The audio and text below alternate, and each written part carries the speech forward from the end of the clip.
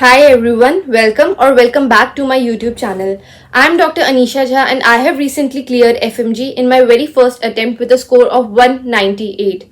I've been recording videos to help FMGs and this video is going to be about the students who are stuck below 150. Whether it be 125, 149, 130, 137, any score below 150.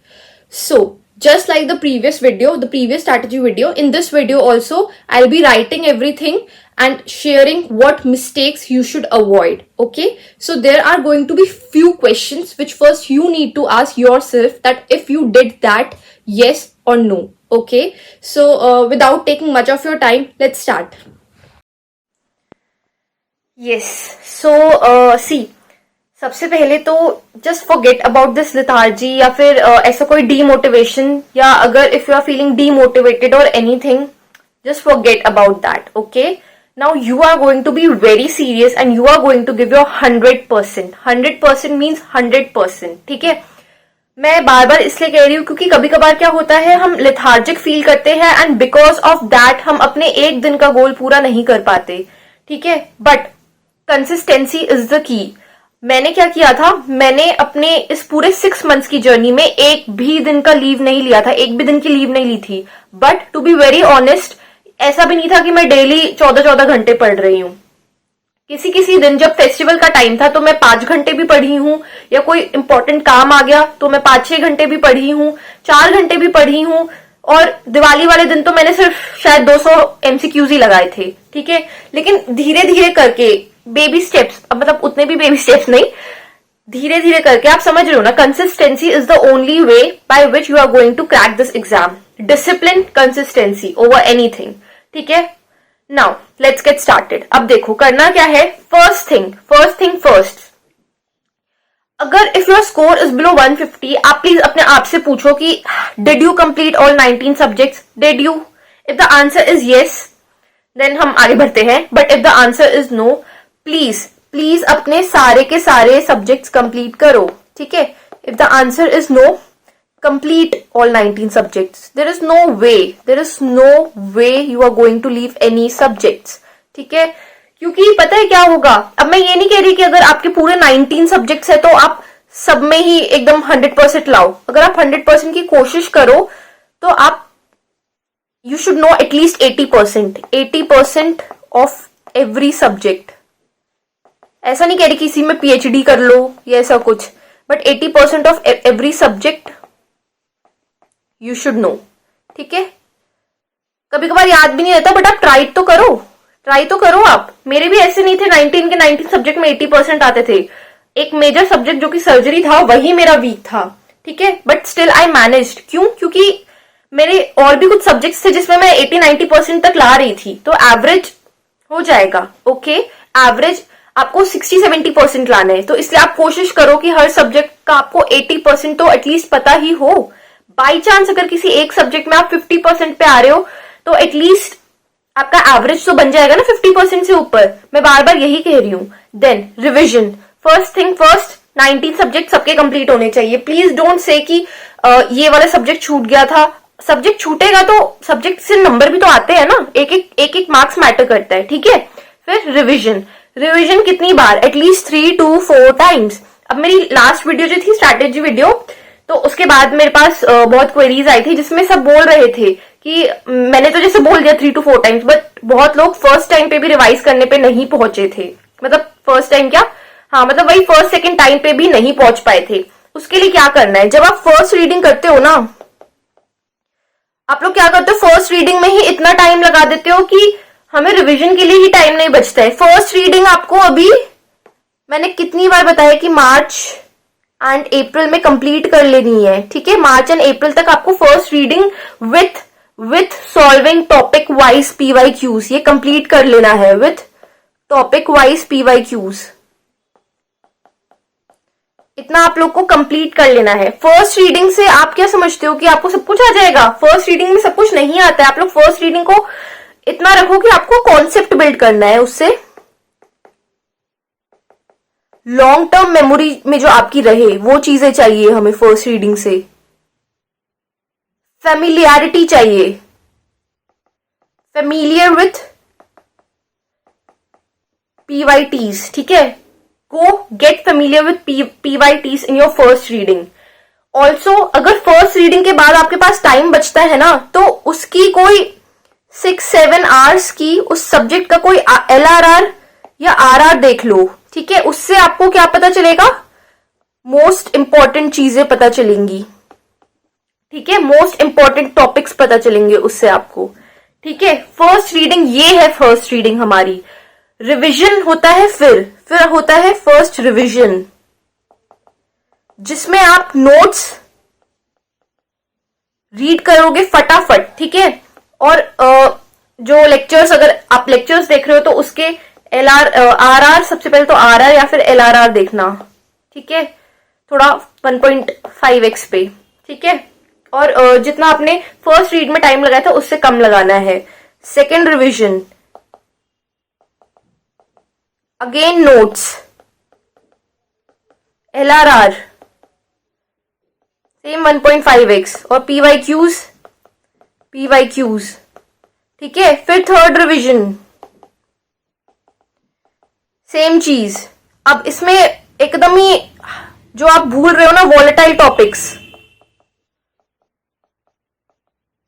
And commonly mistaken topics, वो वाले करने हैं, ठीक है, और PYQs। और fourth revision में pre clinical subjects, ठीक है, इतना करो, थर्ड रिवीजन तक पहुंचो। फोर्थ पे पहुंचते हो तो फोर्थ वाले में हमें अपने प्री क्लिनिकल सब्जेक्ट्स रिवाइज करने हैं, ठीक है। ये हो गया आपका रिवीजन। प्लीज फर्स्ट रीडिंग को ऐसा मत करो कि यही एक आखिरी बार हम पढ़ रहे हैं, ऐसा नहीं। First reading is for concept building, long term memory and to get familiar with the PYTs। First revision से आपको रिटेन होगा 50%, सेकेंड रिवीजन से रिटेन होगा 60-70%, थर्ड रिवीजन से आपको पता पूरा चल जाएगा 80% तक आपको रिटेन हो जाना चाहिए। देन आते हैं PYQs। आस्क योर सेल्फ कि आपने PYQs लगाए, क्योंकि नहीं लगाते हैं बहुत लोग, ठीक है, नहीं लगाते, वो मिस्टेक आपको नहीं करनी है, आपको लगाने हैं लास्ट। और ये नहीं कि आपको जो सब्जेक्ट अच्छा लग रहा है आप बस उसी के लगा रहे हो, ऐसा मत करना। आपको हर एक 19 सब्जेक्ट्स के लगाने हैं। FMG लास्ट 4 to 5 ईयर्स के, नीट PG लास्ट 3 ईयर्स के, short subjects and pre clinical subjects के तो आपको 5 ईयर्स के लगाने हैं नीट PG के, ठीक है। क्योंकि आपको कौन से एग्जाम के लिए जा रहे हो, आप MCQ के लिए जा रहे हो ना, तो आपको MCQ की जितनी ज्यादा से ज्यादा प्रैक्टिस हो वो ही अच्छा है, ठीक है। और अभी लास्ट के 4 मंथ्स में मैं आपको नहीं बोलूंगी कि आप मेन क्यू बैंक करो, आप PYQs PYTs ही करो, टॉपिक वाइज PYQs करो फर्स्ट 2 उसमें, ताकि आप टॉपिक भी आपके स्ट्रॉन्ग होते जाए। कैसे करना है ये देख लो, मैंने एक एग्जाम्पल बना रखा है, आपको पूरे 19 सब्जेक्ट की वो बनानी है लिस्ट, ठीक है, एक्सेट्रा एक्सेट्रा पूरा 19 तक बना लेना। 25 के दिसंबर जून के PYQs, OBGY का लग गया, लगा दो टिक, ठीक है, PSM का लग गया, लगा दो टिक, जो लगते जा रहे टिक लगाते जानी है, ठीक है। कभी कभार हो सकता है कि, अब मैं पता है क्या कह रही हूँ, इसके लिए ये बहुत ज्यादा इंपॉर्टेंट है कि आप अपने डेज डिवाइड करो सब्जेक्ट्स के लिए, आप एक रिवीजन स्केड्यूल बनाओ। अगर आपको प्रॉब्लम आ रही है, you can reach out to me, I will give my Telegram link and my Instagram link in the description box। मैंने लास्ट स्ट्रैटेजी 4 मंथ्स की स्ट्रैटेजी वीडियो के लिए भी दी थी, और मेरे पास अराउंड 50-55 क्वेरीज आई थी और मैंने सबको पर्सनली हैंडल किया है, ठीक है। तो I will get back to you, ठीक है, रिगार्डिंग एवरीथिंग। तो अगर आपको आ रही है प्रॉब्लम तो वही करना, क्योंकि मैंने भी सबसे पहले डेज डिवाइड कर दिए थे। आप एक टाइमलाइन दोगे ना तो बेटर रहेगा, तो आप टाइमलाइन दो। अब हो सकता है उस टाइमलाइन में किसी एक साल का छूट जाए, तो वो आप नेक्स्ट रिवीजन में करना, लेकिन आप करो तो सही, इतना करो। तो अब इसकी वजह से आप छोड़ मत देना कुछ भी। हो सकता है कि आपके नीट PG के फर्स्ट रिवीजन में सिर्फ 2 साल के लग रहे हैं, तो आप सेकेंड रिवीजन में तीसरे साल को कर लेना, और पहले 2 साल में जो मिस्टेक्स हुई थी उतना रिवाइज कर लेना, ठीक है, ये आपको करना है। अब मैं ये बोल रही हूं कि जब आप फर्स्ट रीडिंग कर रहे हो ना, तब आपको साथ साथ में टॉपिक वाइज PYQs लगाने हैं, ठीक है। और जब आप रिवीजन पे आ रहे हो, रिवीजन पे जब आप आ रहे हो तो आप रिवाइज कर रहे हो, जो बड़े सब्जेक्ट है उसको 2-3 दिन में रिवाइज कर रहे हो, फिर एक डेढ़ दिन में उसके PYQs कंप्लीट कर रहे हो, जो शॉर्ट सब्जेक्ट्स है उनको एक डेढ़ दिन में रिवाइज कर रहे हो और उसके बाद एक दिन में उसके PYQs कर रहे हो, ये चीज करनी है। PYQs कर लो।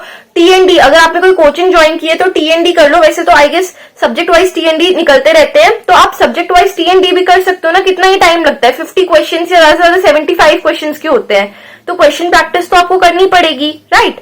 तो ये चीज करनी है हमें।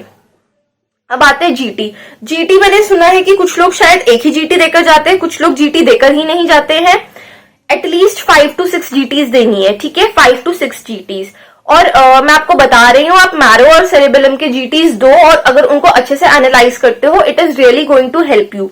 क्यों? क्योंकि मैं सही बता रही हूँ, इनके जो नेशनल मार्क्स होते हैं ये बहुत अच्छे होते हैं। एंड मैंने भी मैंने अगर 10 GT दिए थे तो उसमें से 4 मैरो और 4 सेरेबेलम के थे और 1-2 शायद प्रेप्लाडो और डैम्स के थे, ठीक है। तो you can go with marrow and cerebellum. अगर आपके पास सब्सक्रिप्शन नहीं है तो डोंट वरी, इनके फ्री GTs होते हैं, आप दे सकते हो इनके फ्री GTs, ठीक है। डोंट थिंक टू मच, आप इनके फ्री GTs जाकर दे दो, 5-6 दे दो, अभी आप दे सकते हो आराम से। मैंने आपको पहले भी बताया था, आप मार्च में अगर 2 टारगेट कर रहे हो, अप्रैल और मई में 3-3 टारगेट कर रहे हो और जून में वापस 1 या 2 टारगेट कर रहे हो, तो ये आराम से 8 to 10 GTs बन रहे हैं। आपको तो 6 देने हैं ना, तो आप मिनिमम 6 दे सकते हो, ठीक है। और GT हमेशा एक वैसे ही इन्वायरमेंट में देना, just like you are giving the exam, okay.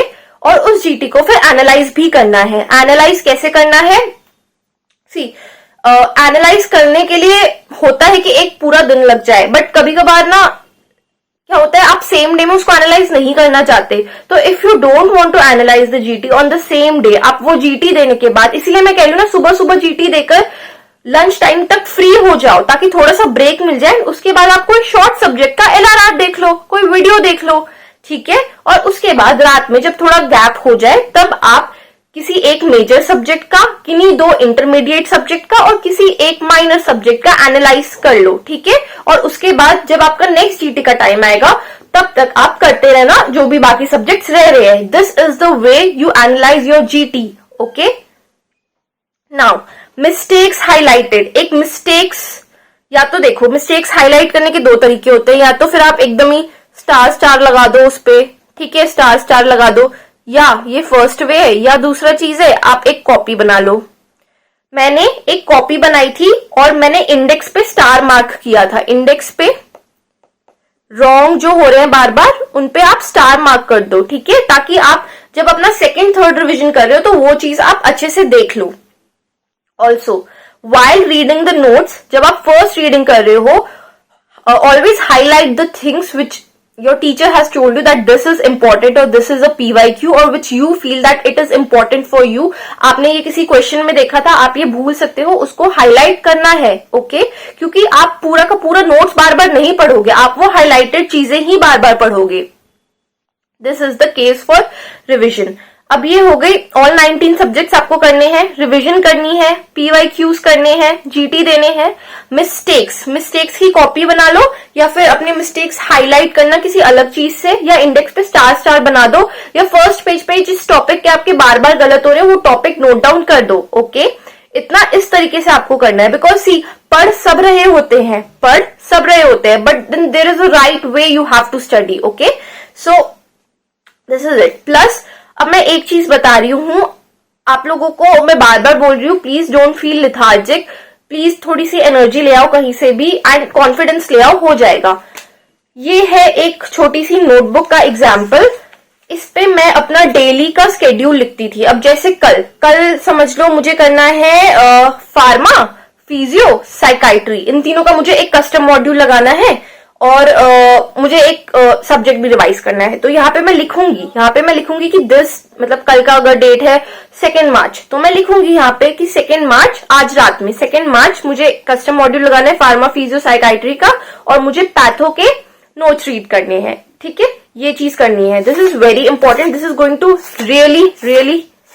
B really helpful, okay. ये प्लीज आप कर लेना, क्योंकि अगर आपके पास बना नहीं होगा ना, आप अगले दिन फिर सोचोगे क्या करना है क्या नहीं करना। तो सुबह सुबह उठ के बनाने से बेटर है एक रात पहले ही। इसमें क्या 2-3 मिनट लगते हैं, क्योंकि हम जब रात में सो रहे होते हैं ना, तो हमें पता होता है कि हमारा ये रह गया, अब हमें ये करना है। रात में एक अचानक से मोटिवेशन आती है, तो तब आपको ये लिखना है। Okay, so this thing. अब ये कुछ 5-6 चीजें थी। अब इसके साथ साथ एक होता है पर्टिकुलर कुछ प्रायोरिटी सब्जेक्ट्स होते हैं, तो मैं आई विल ट्राई कि मैं उनकी भी लिस्ट बनाऊं। तो सी गाइस, इसमें टाइम लगता है थोड़ा, आप देख सकते हो मैंने पूरा लिख लिख के बनाया है। तो if you guys really like this video, please hit the like button, subscribe कर लो, आप अपने फ्रेंड्स के साथ शेयर करो जो इसके नीड में है। And you can reach out to me, guys. You can reach out to me. I'm there to help you. So, thank you so much for watching. Bye. All the best.